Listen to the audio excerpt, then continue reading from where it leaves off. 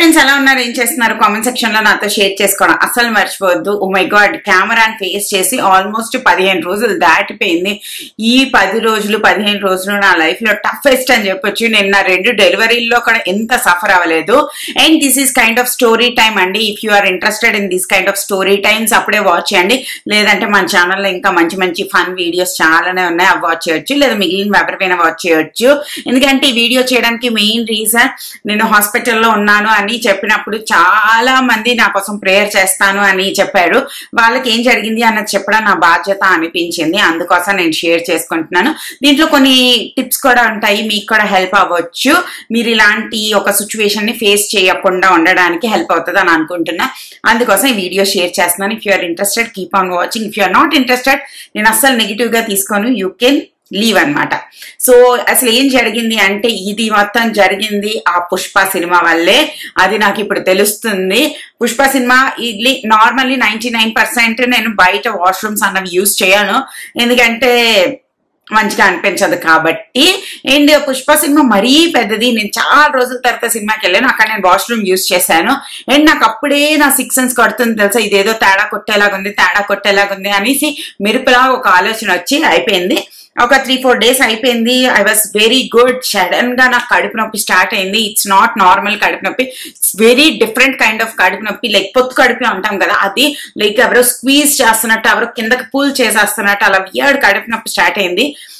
కానీ నాకేమనుకున్నానంటే తగ్గిపోతుందిలే, నేను ఏదో తినకూడదు తినేసాను. ఈ పుష్ప సినిమా స్టోరీ నేను మర్చిపోయాను అనమాట. అది ఇప్పుడు నాకు మళ్ళీ గుర్తొస్తుంది. అప్పుడు నేను మర్చిపోయాను కంప్లీట్లీ. కడుపు నొప్పి చాలా తేడాగా ఉంది, ఏంటైంది అనుకున్నాను. కానీ లైక్ లైఫ్ గోయింగ్ ఆన్ అనమాట. నేను పిల్లలకి పంపిస్తున్నాను, పనులు చేసుకుంటున్నాను. అండ్ కుషాల్స్ బర్త్డే కూడా సెలబ్రేట్ చేశాను, నా లాస్ట్ వ్లాగ్ అదే. ఆ రోజు కూడా నా ఫేస్ లో ఆ స్మైల్ అయితే లేదు. మనకి కాన్స్టెంట్ గా ఒక నొప్పి వస్తూ ఉంటే మనకి ఎలా బాగా హ్యాపీగా అనిపించట్లేదు. బట్ ఐఎమ్ డూయింగ్ ఎవ్రీథింగ్ అనమాట. లైక్ చాలా నొప్పి వచ్చింది. దాని తర్వాత అలా నడుస్తుంది. ఈ సంతలో సెడమియా లాగా నేను ఆ వేవ్ బోట్ కొన్నాడు కదా కుషాలు, వేవ్ బోట్ కదా దాని పేరు, ఇంకేదో బోటు, అది నేను ఎక్కి ఆడాను అనమాట. నేను దాని మీద నుంచి పడ్డాను. నేను ఆ చిన్న క్లిప్ ఉంది, అది కావాలంటే యాడ్ చేశాను. పడ్డాను దాని మీద నుంచి. ఆ నొప్పి ఈ నొప్పి కలిపి నా బుర్రలోని నువ్వు పడ్డం వల్ల నీకు ఈ నొప్పి వస్తుంది అనేసి నేను ఫిక్స్ అయిపోయాను అనమాట. ఎందుకు ఫిక్స్ అయ్యాను నాకు కూడా తెలీదు. అందులో నేను పడ్డం వల్లే నొప్పి వస్తుంది, దాన్ని పడ్డం వల్ల నడు నొప్పి, దాని తర్వాత ఈ కడుపు నొప్పి, ఆల్మోస్ట్ నా బాడీ పార్ట్స్ అన్ని నొప్పులు వస్తున్నాయని చెప్పి నేను పెయిన్ కిల్లర్లు వేసుకోవడం స్టార్ట్ చేసా. పెయిన్ కిల్లర్లతోని లైక్ అది కొంచెం రిలీఫ్ అన్నది ఇచ్చింది. అండ్ తర్వాత కుషాల్ బర్త్డే అయిపోయింది. ఆ నెక్స్ట్ డే హరీష వచ్చింది వెంటనే నేను అన్ని నొప్పులు మర్చిపోయి దాంతో మస్తు హ్యాపీగా ఎంజాయ్ చేస్తున్నా. మండే అయిపోయింది. మండే నేను మార్నింగ్ డాక్టర్ కూడా చూపించాను. డాక్టర్ అన్నారు మనము ఒక అల్ట్రాసౌండ్ చేద్దాము, ఒకసారి చూద్దాము అని చెప్పారు. తర్వాత SOS టాబ్లెట్స్ ఇచ్చారు. SOS వేసుకున్న వెంటనే నాకు కొంచెం బాగా అనిపించింది.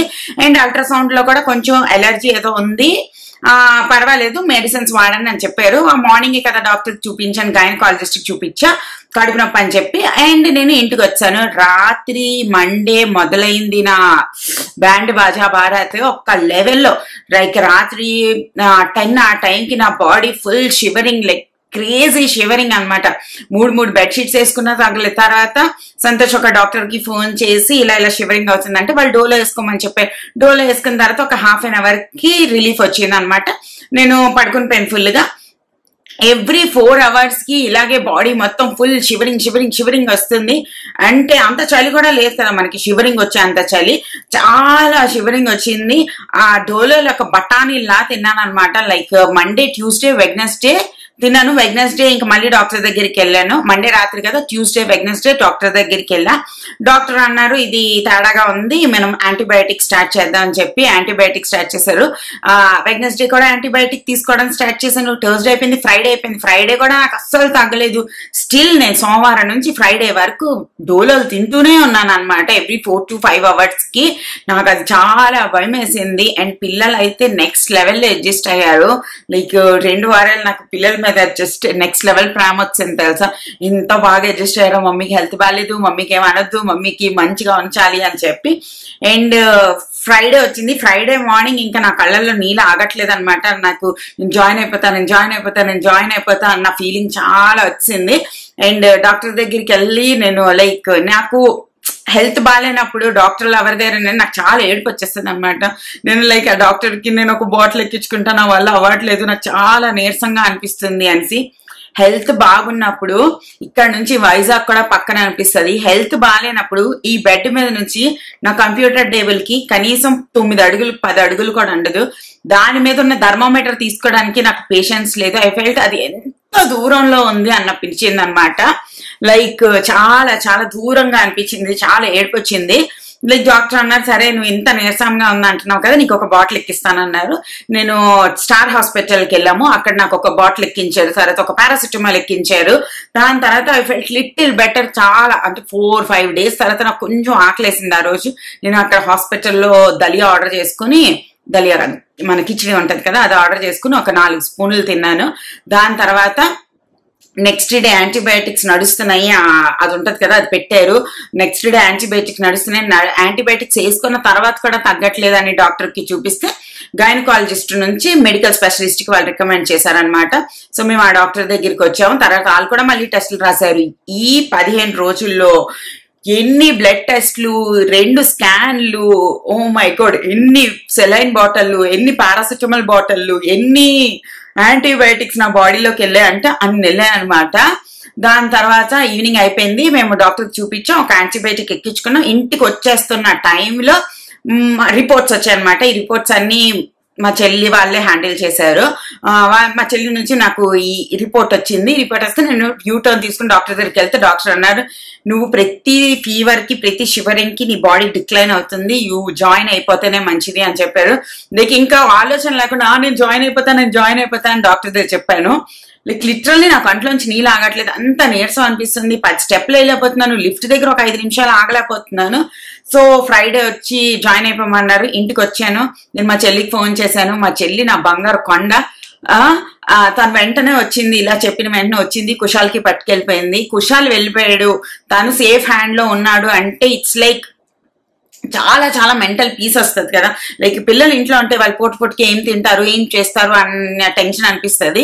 అండ్ నేను మా మమ్మీ వాళ్ళకి ఫోన్ చేశాను, వాళ్ళు తత్కాల్లో టికెట్లు తీసుకుని నెక్స్ట్ డే బయలుదేరి వస్తారనమాట. సో మా చెల్లి వచ్చింది, మా కుషాల్ని పట్టుకెళ్ళిపోయింది. సాహిల్ వాజ్ పెద్దోడు కదా, వాడు హ్యాండిల్ చేసుకోగలడు. ఈ సంతలో సడేమియాలకు సాహిల్కి ఎగ్జామ్స్ అవుతున్నాయి అనమాట. సో ఫ్రైడే వాళ్ళు చెప్పారు జాయిన్ అయిపోమని. 1 o'clock ఇంటికి వచ్చాను. కొంచెం నేను అసలు లిప్ బామ్ కూడా పట్టుకెళ్ళకుండా వెళ్ళాను. లిప్ బామ్ లేకుండా నేను బ్రతకలేను. నేను జస్ట్ నా వల్ల అవ్వదు అన్నట్టు ఇలా ఫ్రైడే 4 ఆ టైంకి వెళ్ళాం, జాయిన్ అయిపోయాం. వెంటనే నేను సింగిల్ రూమ్ తీసుకున్నాము. ద మూమెంట్ నేను ఆ హాస్పిటల్లో జాయిన్ అయినప్పటి నుంచి వాళ్ళు నాకు ఒక చిన్న బేబీని కేర్ చేశారు స్టార్ హాస్పిటల్లో. లైక్ ఎక్కిన వెంటనే ఫస్ట్ డ్రెస్ చేంజ్ చేసి, తర్వాత సిలైన్ బాటిల్స్ లైన్ గా ఎక్కించడం స్టార్ట్ చేసి, తర్వాత అక్కడ ఫ్లోర్ డాక్టర్స్ ఎవరైతే ఉంటారో వాళ్ళు వచ్చారు, వాళ్ళు కనుక్కున్నారు. దాని తర్వాత డైటీషియన్ వచ్చారు, వాళ్ళు కనుక్కున్నారు. ఎవ్రీ మూమెంట్ వాళ్ళు చాలా కేర్ తీసుకుని నాకు ఫ్రైడే సాటర్డే మధ్యాహ్నానికల్లా ఓకే నేను బతికే ఉంటాను రా బాబు అన్న ఫీలింగ్ తెప్పించారు. ఈ 5 days 6 days హాస్పిటల్లో ఉన్నాను. నేను ఒక్కదాన్నే ఉన్నాను. మంచి రూమ్ తీసుకున్నాము, చాలా చాలా బాగా అనిపించింది. అది ఒక బటన్ ఇస్తారనమాట, అది బటన్ ప్రెస్ చేసినప్పుడల్లా నర్స్ వస్తారు. ఎన్నిసార్లు పిలిచినా చిరాకు పడకుండా వచ్చి చాలా చాలా బాగా కేర్ తీసుకున్నారు. వాళ్ళు కేర్ తీసుకున్నట్టు ఇంట్లో ఎవరు కేర్ తీసుకోరనమాట. ఇంట్లో అంటే మనకు తెలియకుండా ఏదో ఒక టెన్షన్, హౌస్ హెల్ప్ వచ్చిందా లేదా, పిల్లలు తిన్నారా లేదా, స్కూల్కి వెళ్ళారా లేదా, ఇలా ఏదో ఒక టెన్షన్ నడుస్తుంటది. నేను బ్రతకుండడమే నాకు ఇంపార్టెంట్, మిగిలినవన్నీ నాకు ఇంపార్టెంట్ కాదు అన్నట్టు ఎక్కించు బెడ్ గిడ్డు అన్ని ఎక్కించుకుంటూనే ఉన్నా. తింటున్నా లైట్ గా ఒక 2 స్పూన్లు తింటున్నా, పడుకుంటున్నా. ఆల్మోస్ట్ ఫ్రైడే సాటర్డే సండే మధ్యాహ్నానికి అమ్మయ్య ఓకే అనుకున్నా. సండే మార్నింగ్ కల్లా మమ్మీ డాడీ కూడా వచ్చారు.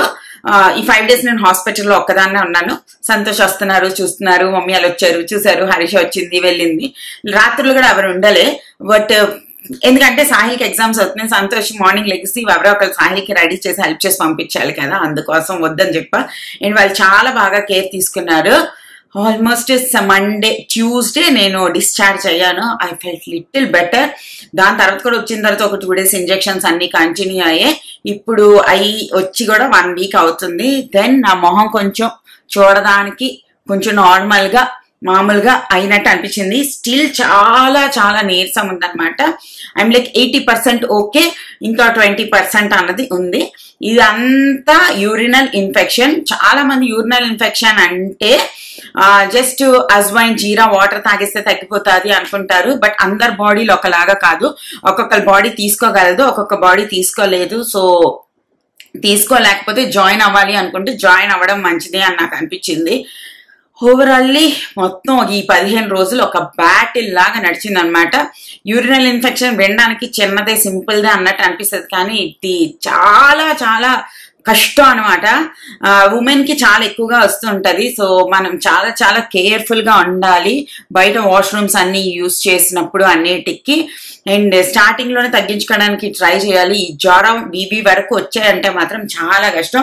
వెరీ పవర్ఫుల్ యాంటీబయాటిక్స్ అన్ని ఎక్కించి అన్ని చేసిన తర్వాత ఈ 15 రోజులు లైక్ నరకం చూసాను అనమాట. Oh my God. దాని తర్వాత కూడా హాస్పిటల్ నుంచి వచ్చాక కూడా మా మమ్మీ 1 వీక్ ఉంది నాతో కలిసి, నాకు చాలా విధాలుగా హెల్ప్ చేసింది. Thank you so much. And చాలా మంది మీరు అందరు నా కోసం ప్రేయర్ చేస్తానన్నారు. Thank you so much. And నేను చెప్పాలనుకుంది ఏంటి అంటే ఇక్కడ 2-3 పాయింట్స్ చాలా ఇంపార్టెంట్. ఫస్ట్ ఆఫ్ ఆల్ మీ బాడీకే తెలుస్తుంది అనమాట, మీరు మీ బాడీని హ్యాండిల్ చేయగలుగుతున్నారా లేదా, అది తగ్గుతుందా పెరుగుతుందా అన్నది. సో మీకు మీరే జడ్జ్ చేసుకోవాలి, నాకు హాస్పిటల్లో జాయిన్ అవ్వాల్సిన అవసరం ఉందా లేదా అని చెప్పి. నేను అసలు ట్యూస్డేనే జాయిన్ అయిపోదాం అని చెప్పాను మా ఆయనకి. ఇదంత పెద్దది కాదు, ఇది అంత పెద్దది కాదు అన్నారు. బట్ ఇట్స్ ఓకేలే అనేసుకున్నాను. బట్ అలా చేసుకుంటే ట్యూస్డేనే జాయిన్ అయిపోయి ఉండాల్సిందని నాకు ఇప్పుడు అనిపిస్తుంది. బట్ ట్రీట్మెంట్ అయితే మేము ఆపలేదన్నమాట. సో మన బాడీ కనుక హ్యాండిల్ చేయలేదు అని మనకు అనిపిస్తే ఒక 2-3 డేస్ కోసం జాయిన్ అయిపోవడం అంత ఉత్తమం లేదనిపించింది. సెకండ్ థింగ్, ఇన్సూరెన్స్ చాలా చాలా ఇంపార్టెంట్. మీ ఆఫీస్ లో ఇన్సూరెన్స్ ఉంటే వెల్ అండ్ గుడ్. ఇన్సూరెన్స్ లేకపోతే ఒక హెల్త్ ఇన్సూరెన్స్ తీసుకోవడం అనేది చాలా ఇంపార్టెంట్. ఈ 5 డేస్ హాస్పిటల్లో ఉన్నదానికి దగ్గర ఒక 1 lakh బిల్ చేశారనమాట హాస్పిటల్లో. చాలా మంచి hospital, I can say. Food గిడ్ అన్ని సూపర్, చిన్న బేబీని చూసినట్టు చూసారు. Worth every penny. But insurance ఉంటే ఏంటి మనకి బర్డెన్ అవ్వదన్నమాట. మనకి 80-90%, 80% దాకా క్లెయిమ్ అయిపోతుంది. కాబట్టి మన హ్యాండ్ నుంచి తక్కువ డబ్బులే అన్నది మనకి పెట్టాల్సి వస్తుంది. సో ఆఫీస్ తరఫున ఇన్సూరెన్స్ లేకపోతే గ్యారంటీగా మన కోసం ఒక హెల్త్ ఇన్సూరెన్స్, ఎప్పుడు ఏం జరుగుతుందో తెలియదు కాబట్టి హెల్త్ ఇన్సూరెన్స్ తీసుకోవడం ఒకటి చాలా ఇంపార్టెంట్. మనం మెయిన్లీ ఏం చేస్తామంటే ఇంట్లో ఎవరైతే ఎర్నింగ్ మెంబర్ ఉంటారో లైక్ హస్బెండ్స్ మోస్ట్లీ వాళ్ళకి ఇన్సూరెన్స్ తీసుకుంటాం, మిగిలిన వాళ్ళకి కొంచెం ఇగ్నోర్ చేసేస్తాం. చాలా ఫ్యామిలీస్ లో జరుగుతుంది అది.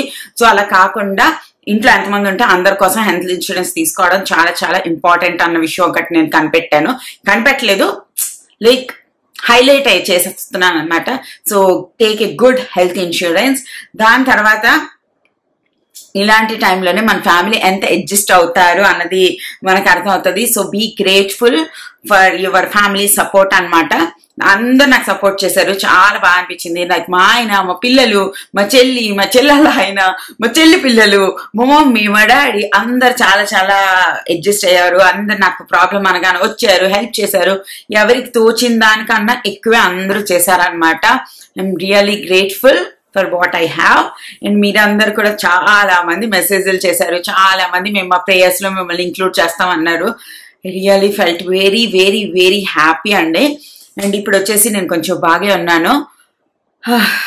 హోప్ మీ వీడియో మీకు కొంచెం హెల్ప్ అవుతుంది అనుకుంటున్నా. ఉమెన్ కి ఈ యూరినల్ ఇన్ఫెక్షన్ అన్నది చాలా చాలా ఈజీగా అవుతుందంట. ఇది వచ్చినప్పుడు first 2 to 3 liters of water తీసుకుంటే ఆ బ్యాక్టీరియా ఏదైతే ఉందో అది ఫ్లష్ అవుట్ అవుతుంది. సో వాటర్ ఎక్కువ తాగడం అన్నది చాలా చాలా ఇంపార్టెంట్. And P ఆపుకోకూడదంట. ఈ పీ ఆపుకోవడం వల్ల కూడా యూరినల్ ఇన్ఫెక్షన్స్ అన్నవి ఎక్కువ వస్తాయంట ఉమెన్ లో. సో అది కూడా ఆపుకోవడం అనేది అసలు మంచిది కాదంట. These are lessons I learn. So అది ఈ ఇయర్ తోనే ఈ వీడియో ఎండ్ చేసేయాలి. నెక్స్ట్ ఇయర్ మనం హ్యాపీ నోట్ తో స్టార్ట్ చేయాలి అనుకుంటున్నా. అందుకోసం ఈరోజు ఈ వీడియో పోస్ట్ చేస్తున్నా. Thank you so much once again. ఓకేనా, టాటా, బాయ్ బాయ్. జాగ్రత్తగా ఉండండి, మీ హెల్త్ గురించి కేర్ తీసుకోండి. ఓకేనా.